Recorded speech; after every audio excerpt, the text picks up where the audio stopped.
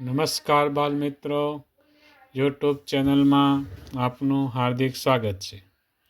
આજે આપણે ભાગ નંબર 94માં અવિભાજ્ય સંખ્યા વિશેની માહિતી મેળવશું. તો અવિભાજ્ય સંખ્યા કોને કહે છે?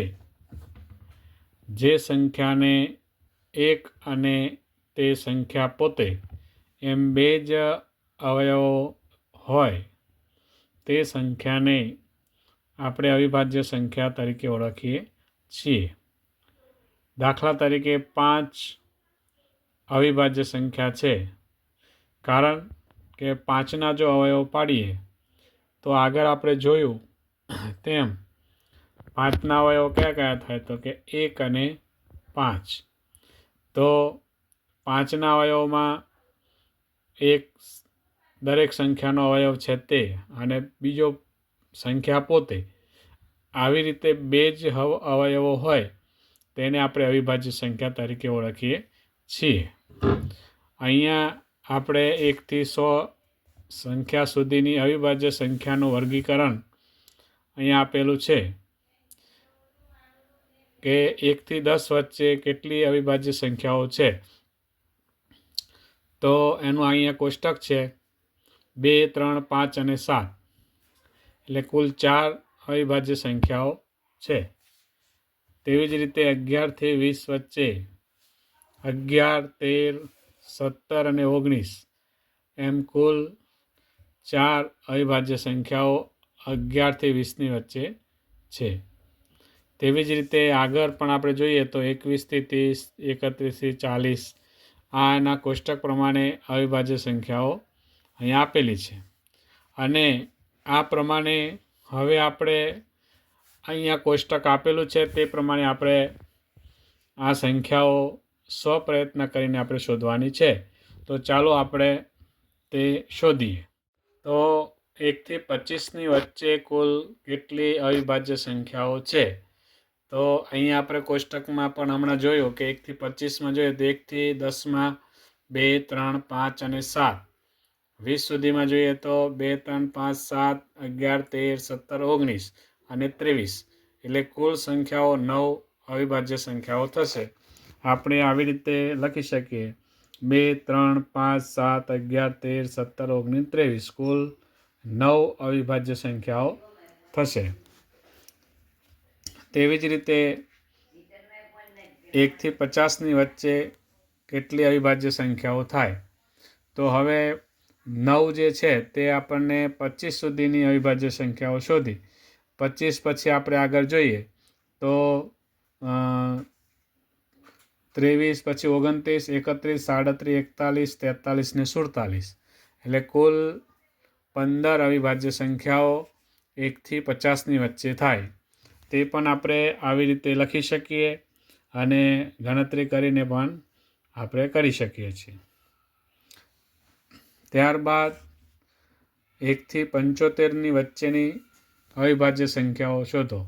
તો અહીંયા કોષ્ટક પ્રમાણે જોઈએ તો હવે આપણે જોયું કે 50 સુધીની 15 અવિભાજ્ય સંખ્યાઓ છે. 50 પછી આપણે જોઈએ તો 51 થી 70 એટલે 75 સુધી જોઈએ તો 53, 59, 61, 67, 71 ને 73. એટલે પાછી બીજી જે કહેવાય કે એમાં 7 સંખ્યાઓ ઉમેરો એટલે 21 જે છે તે અવિભાજ્ય સંખ્યાઓ થાય. ત્યારબાદ 1 થી 100 વચ્ચેની અવિભાજ્ય સંખ્યાઓ શોધવી હોય તો હવે આપણને 1 થી 75 સુધીની 21 અવિભાજ્ય સંખ્યા થઈ. તો હવે પછી 75 પછી 100 સુધીમાં કેટલી છે?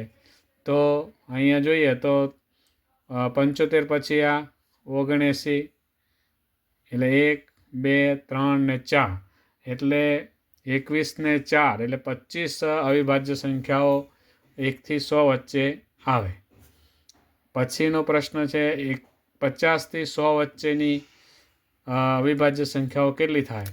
તો અહીંયા 50 થી 100ની ગણવાની આપણે તો 1, 2, 3, 4, 5, 6, 7, 8, 9 ને 10. કુલ 10 અવિભાજ્ય સંખ્યાઓ થાય. તો બાલમિત્રો, આવી રીતે આપણે અવિભાજ્ય સંખ્યાઓનું જે કોષ્ટક જે છે તે કોષ્ટકનો અભ્યાસ કરશો તો આપણને અવિભાજ્ય સંખ્યાઓ વિશેનો ખ્યાલ આવશે. ત્યારબાદ અવિભાજ્ય સંખ્યા વિશેની થોડી માહિતી લઈએ કે 1થી 100 સુધીની સંખ્યામાં અવિભાજ્ય સંખ્યા 25 છે, એટલે કે 1થી 100 સુધી. બીજો, સૌથી નાની અવિભાજ્ય સંખ્યા 2 છે. આપણે અવિભાજ્ય સંખ્યાની શરૂઆત ક્યાંથી થાય તો કે 2થી થાય. 2 એ એકમાત્ર બેકી સંખ્યા પણ છે અને અવિભાજ્ય સંખ્યા પણ છે. બેકી સંખ્યાની શરૂઆત 2થી થાય. તેવી જ રીતે અવિભાજ્યની સંખ્યાની પણ શરૂઆત 2થી થાય છે. સૌથી નાની એકી અવિભાજ્ય સંખ્યા તો કે 3 છે. એટલે સૌથી નાની અવિભાજ્ય સંખ્યા 2 પણ એકી અવિભાજ્ય સંખ્યા કઈ તો કે 3. પછી ભાગી ન શકાય તેવી સંખ્યાને મૂળ સંખ્યા કહે છે. એટલે કે મૂળ સંખ્યા એટલે અવિભાજ્ય સંખ્યા આપણે કહીએ છીએ.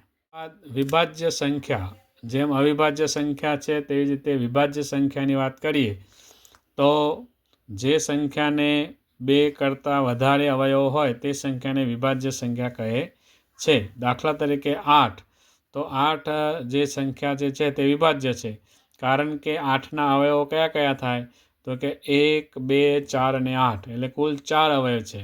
એટલે 2 કરતાં વધારે જેના અવયવો આવતા હોય એને આપણે વિભાજ્ય સંખ્યા તરીકે ઓળખીએ છીએ.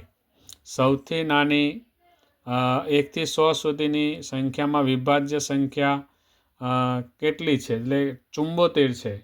આપણે જોયું કે 1થી 100 સુધીમાં 25 સંખ્યા જે છે તે આપણે અવિભાજ્ય સંખ્યાઓ આવે છે.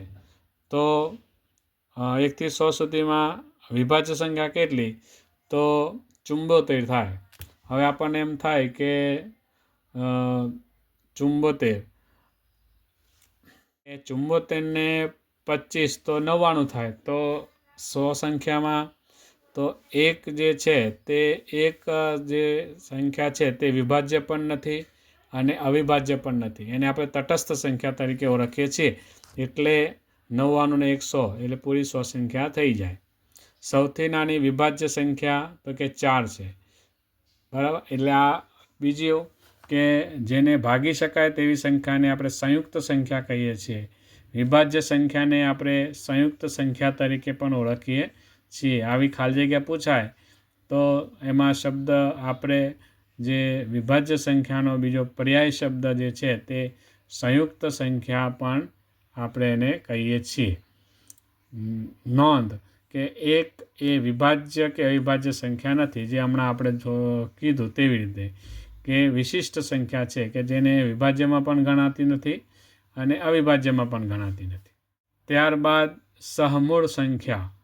સહમૂળ સંખ્યા કોને કહેવાય તો કે જે બે સંખ્યાનો સામાન્ય અવયવ ફક્ત 1 હોય તો એવી બે સંખ્યાઓને સહમૂળ સંખ્યા કહે છે. દાખલા તરીકે 7 અને 8. હવે 7ના અવયવ તો 1 અને 7. 8ના અવયવ 1, 2, 4 અને 8. હવેનો સામાન્ય અવયવ કયો થયો તો કે 1. તો આવી જે સંખ્યા છે એને આપણે સહમૂળ સંખ્યા કહીએ છીએ. ગઈકાલે આપણે એક પ્રશ્નનું સોલ્યુશન મેળવ્યું હતું કે જેમાં આવી એક સંખ્યા હતી 13 અને 17. તો 13 અને 17 એમાં આપણે જોઈએ તો એમાં સામાન્ય અવયવ 1 આવે. તો મોટામાં મોટો અવયવ કયો તો કે એ આપણે સંખ્યા પોતે જ હોય, પણ બંને અવિભાજ્ય હોય તો એટલે આપણે 1 જે છે તે એમાં જવાબ આવે. એટલે સામાન્ય અવયવ 1 આવે અને એને સહમૂળ સંખ્યાની જોડ તરીકે આપણે ઓળખીએ છીએ. ત્યારબાદ બીજી છે જોડામૂળ સંખ્યા. હવે જોડામૂળ સંખ્યા કોને કહે છે તો કે જે મૂળ એટલે કે અવિભાજ્ય સંખ્યાની જોડી વચ્ચેનો તફાવત જે છે તે 2 હોય તો એવી સંખ્યાને જોડામૂળ સંખ્યા કહે છે. દાખલા તરીકે 3 અને 5. 3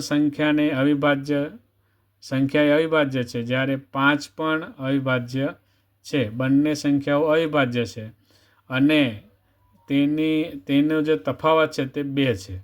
એટલે આવી જે સંખ્યા હોય તેને આપણે જોડામૂળ સંખ્યા કહે છે અને એનો તફાવત 2 આવતો હોવાથી 3 અને 5 એ જોડામૂળ સંખ્યા તરીકે ઓળખાય છે. આવી જોડામૂળ સંખ્યાઓ કઈ કઈ છે તો અહીંયા આપેલી છે કે 3 5 5 7 11 13 17 19 29 31 41 43 59 61 71 73 આ જોડામૂળ સંખ્યાના ઉદાહરણો છે. બાદ એક સંખ્યા આવે સંપૂર્ણ સંખ્યા. તો એ કોને કહે છે તો કે જે સંખ્યાના બધા જ અવયવોનો સરવાળો તે સંખ્યા કરતાં બમણો થાય તો તે સંખ્યાને સંપૂર્ણ સંખ્યા કહે છે. દાખલા તરીકે 6 એ સંપૂર્ણ સંખ્યા છે. તો કેવી રીતે આપણે એને સમજશું તો 6ના અવયવો છે 1 2 3 અને 6. હવે તેનો સરવાળો જે ગણીએ ને તો 12 થાય. તો 6ના અવયવોનો સરવાળો 12 થયો એટલે કે 6ના 2 ગણા થયા. તો આવી જે સંખ્યાઓ હોય એને આપણે સંપૂર્ણ સંખ્યા તરીકે ઓળખીએ છીએ કે જે આપેલ સંખ્યા છે એના અવયવ કરીએ તો એના બમણા થાય એનો સરવાળો. તો એને આપણે સંપૂર્ણ સંખ્યા તરીકે ઓળખ. મિત્રો, ભાગ નંબર 94માં આપણે અવિભાજ્ય સંખ્યા તેમજ વિભાજ્ય સંખ્યા, સહમૂળ સંખ્યા અને જોડામૂળ સંખ્યા, સંપૂર્ણ સંખ્યાનો પરિચય મેળવ્યો. હવે પછી આપણે ભાગ નંબર 95માં જે કહેવાય કે વિભાજ્યતાની ચાવીઓ વિશે આપણે સમજ મેળવશું.